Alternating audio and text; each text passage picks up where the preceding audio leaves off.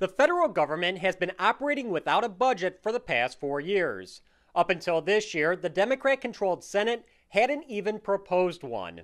But Congressman Paul Ryan, who chairs the House Budget Committee, has continued to write budgets and get them passed. I've been authoring balanced budgets that actually balance every year. I just passed one again in March that actually balanced the budget, and my budget pays off the debt. It takes time to grant you, but it pays it off. Well, that's the House. At a town hall meeting in Janesville during the recess, Ryan talked about how his budget differs from the Senate's and the President's.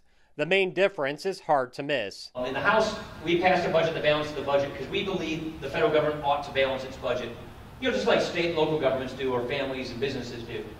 The Senate budget, the President's budget, which are the other two proposals, don't propose to balance the budget. In fact, their budgets never ever balance.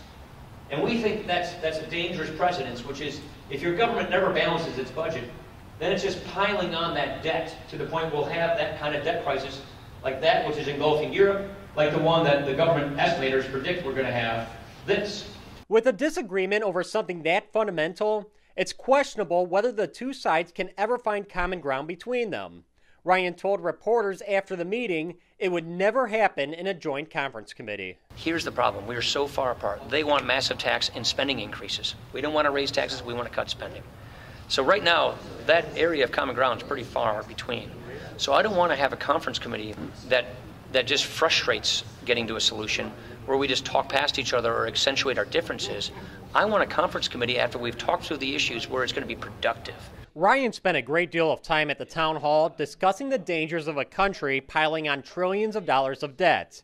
Despite the United States is over $16.8 trillion in debt, at least one gentleman doesn't believe the debt crisis is real. We're all familiar with the story about the boy who cried wolf.